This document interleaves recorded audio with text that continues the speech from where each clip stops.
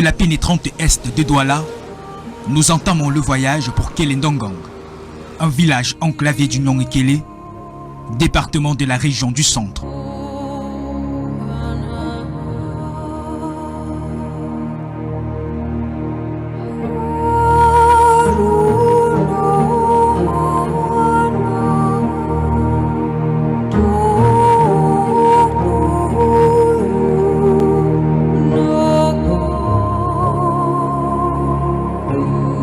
Dédéa, impossible de continuer en voiture. Le parcours est tout, sauf une partie de plaisir, nous fait-on savoir.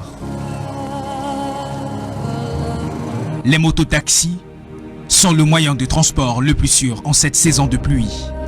Il faut s'y faire, en dépit du coût de transport élevé. Le devoir interpellant, l'équipe de Regard Social entame le voyage.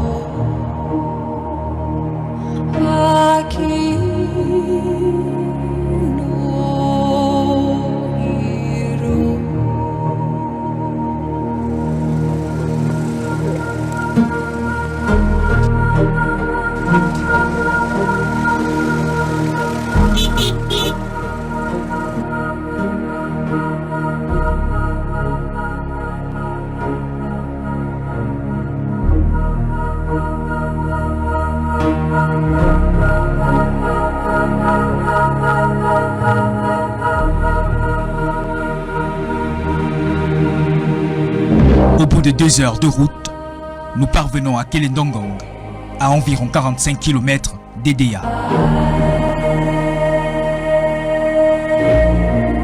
Seuls les chants d'oiseaux rompent le calme plat.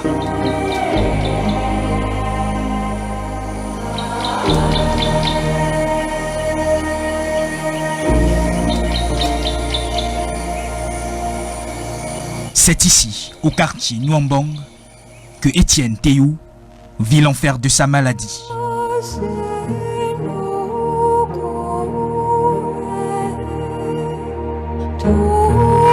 La case familiale, la voici. Une maison en terre battue qui ne résisterait pas à la moindre tempête.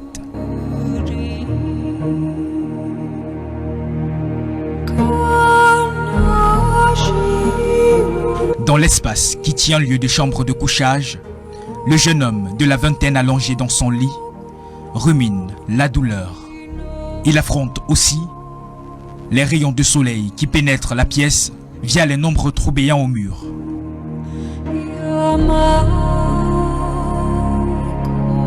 Le mal a commencé sous forme du mal de dents. J'ai essayé de supporter, je prenais les médicaments locaux. Donc, alors je suis quitté un dimanche pour aller faire les entraînements. Et arrivé là-bas aux entraînements, j'ai eu un contre-ballon qui m'a tapé au niveau de la face. Subitement, j'ai vu comment mon nez saignait déjà. Bon, j'ai un peu négligé. Je me dis peut-être c'est dû au coup du ballon. Alors, j'ai continué, après avoir nettoyé le sang bien sûr. Après, j'ai encore eu tamponnement avec un autre joueur. Quand j'ai eu ça, j'ai ressenti comme si une chair était déjà au niveau de mes narines. Une chair blanche. Je m'étonne. Moi, je n'ai pas remarqué ça quand je venais. Mais comment se fait-il que une chair blanche se retrouve dans mes narines? Alors je suis allé quelque part là me nettoyer. J'avais une petite serviette. Quand je viens nettoyer, je constate qu'il y a la chair blanche là sur la serviette. Mais j'ai dit tiens, mais ça c'est quoi ça? Est-ce seulement le mal dedans ou bien c'est quoi? Ce fut alors le début du calvaire. Et commença le périple dans les hôpitaux. J'ai une sœur, je l'ai interpellée directement, je lui ai dit, je me suis retrouvé dans telle situation, comment est-ce que je peux faire? Mais moi je crois que c'est le mal dedans. Elle me dit, ok, retrouve-moi à Douala, comme ça tu vas aller voir le dentiste. Comme ça que le lundi, je suis parti sur Douala, elle m'a remis le peu d'argent qu'elle pouvait avoir là. Je suis allé voir le dentiste à l'hôpital d'ici le Nylon. Arrivé là-bas, on a enlevé 3 dents. Le médecin a presque les antibiotiques pour essayer d'éliminer les blessures qui étaient dans les narines. Bon. 2 semaines plus tard, je constate que rien ne change. Je refais appel au médecin. Il me dit, ok, on repasse dès que possible. Je me suis débrouillé pour trouver de l'argent pour rentrer là-bas. Arrivé là-bas, il me presque encore d'autres médicaments. Quand je lui dis que vraiment avec tous ces médicaments-là, je ne vois pas un changement, il me dit, ok, viens. Je suis arrivé chez lui, il me dit, le cas c'est déjà, je pense que ce n'est plus à mon niveau. Tout ce que je peux faire, c'est que je vais t'orienter où aller. C'est comme ça qu'il m'oriente à l'hôpital de district de Lobaba, où je devais rencontrer le service ORL. Étienne souffre au plus profond de son âme. La tumeur qu'il traîne depuis bientôt 2 ans continue à le ronger. Elle me dit ça, elle a appelé une tumeur et épidémique, quelque chose comme ça. Bon, elle me dit, ok, qu'est-ce que je vais faire là maintenant? Je vais prélever la biopsie, tu vas aller déposer à la Quintini. Lorsque tu auras les résultats, tu reviens. Ok, je suis allé déposer 2 semaines plus tard, les résultats sont sortis. Mais à mon retour, je n'ai plus trouvé la dame. J'ai pu trouver son remplaçant. Alors, j'ai continué avec lui, il a pris mon carnet en charge, il a continué. Bon. Avec le peu de moyens qu'on avait, on a pu programmer l'opération qui s'est pourtant bien déroulée le 9 septembre 2023. Au cours de l'opération, on constate qu'il n'y avait pas que la tumeur seule, mais il y avait le cartilage qui était déjà aussi touché. Donc il fallait encore reprendre des examens. Vous-même, vous connaissez l'état de notre pays. Quand il n'y a pas de moyens, on ne peut pas faire le miracle. Donc du coup, ça a été négligé. Bon, 2 mois plus tard, ça a surgi. C'est sorti comme un bouton au niveau du nez. Aussitôt, ça s'est percé. La chair a commencé à pousser. Et c'est comme ça que ça grandissait au fur et à mesure, jusqu'au niveau où vous voyez ça là maintenant. J'ai trouvé là-bas 3 spécialistes qui se sont rassemblés et ils m'ont donné la décision qu'il faut que je rentre chez le docteur de Lobaba. Bon, je lui ai appelé au téléphone, je lui ai expliqué, il m'a dit ok, il n'y a pas de souci, je vais encore t'orienter à mon tour aussi. C'est comme ça qu'il m'envoie à l'hôpital général. Et là-bas, on a essayé de faire de notre mieux avec le peu de moyens qu'on avait. Mais quand nous sommes arrivés au bout des examens, on nous a fait vraiment le devis qui était très énorme à notre niveau. Très énorme. 2 300 000 et poussière de 1000. Bon.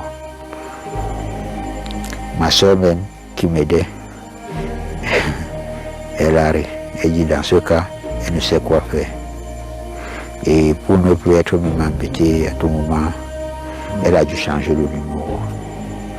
Donc comme ça, je me suis retrouvé abandonné par moi-même, parce que sans elle, je ne peux rien.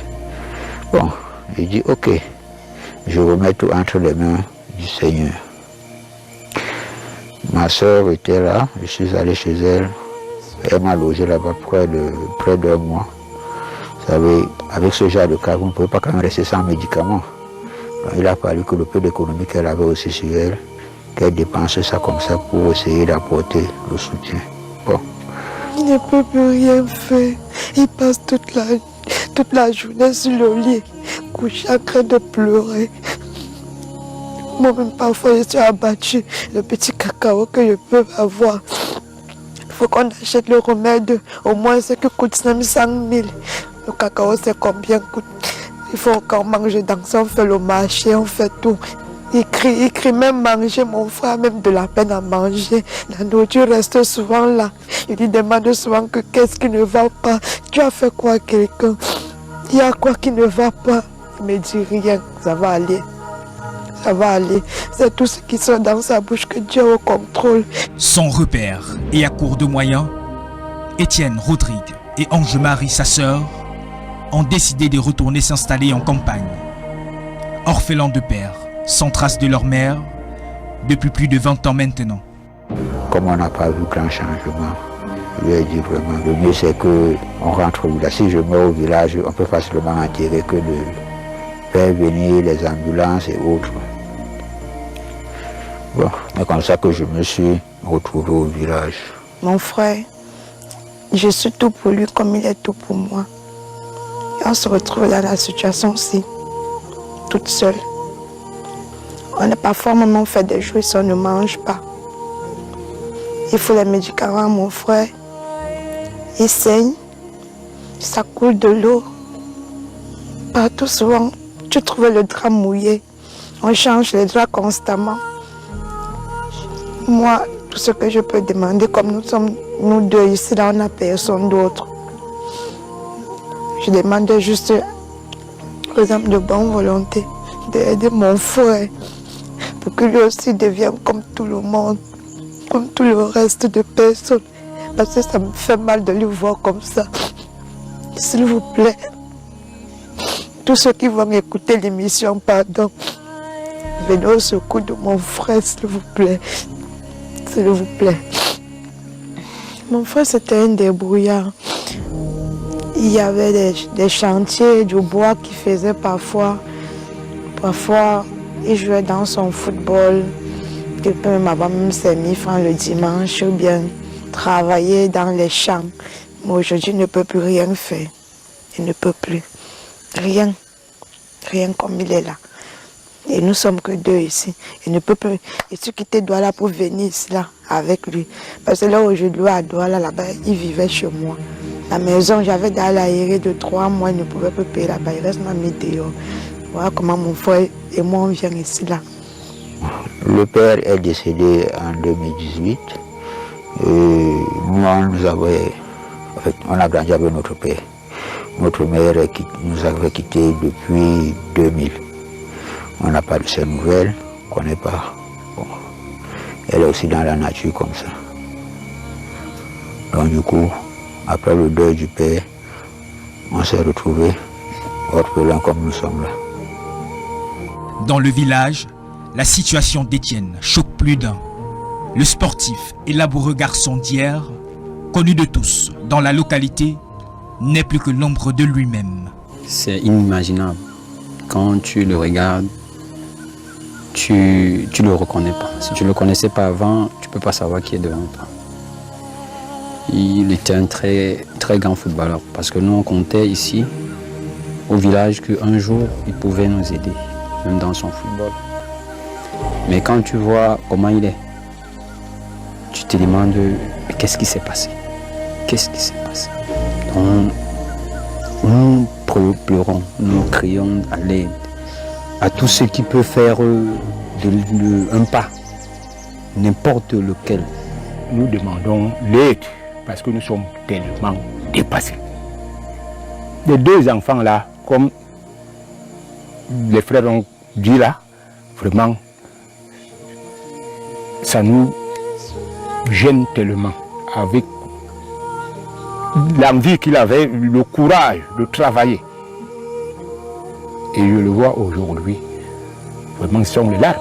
Vous pouviez même imaginer, c'est une famille pauvre. Vous avez entendu sa soeur dire qu'il crie la nuit, c'est la douleur. À l'absence de médicaments, la douleur augmente. Ces médicaments l'aident à apaiser la douleur, mais au moment où les médicaments la finissent, la douleur augmente. Et quand vous le voyez, ce n'est que les pleurs et les cris, puisqu'il n'y a personne.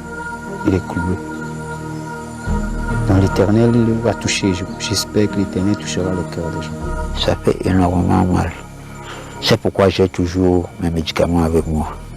À tout moment, parce que le docteur de Lobaba a essayé de me prescrire quelques médicaments pour calmer la douleur, et aussi l'oncologue de l'hôpital général. Donc avec leurs aides, je suis toujours dans leurs ordonnances. Voilà. Donc c'est leurs médicaments que j'utilise toujours pour essayer de calmer la situation. Chaque jour que je me lève, je dis merci Seigneur. Lui seul est miraculeux. Je fais appel aux hommes de bonne volonté de bien vouloir m'aider dans cette situation. Parce que là aussi, je crois que si vraiment ils ne me viennent pas en aide, je ne pourrais pas m'en sortir. Donc vraiment, je les prie, je les en supplie de bien vouloir vraiment prendre part à ce qui m'arrive.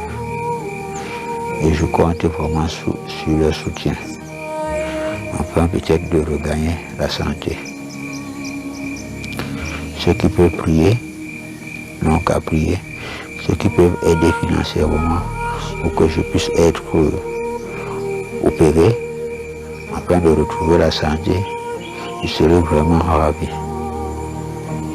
Donnons sans compter, car rien ne vaut la vie humaine. Étienne a plus que jamais besoin de notre générosité et solidarité agissante.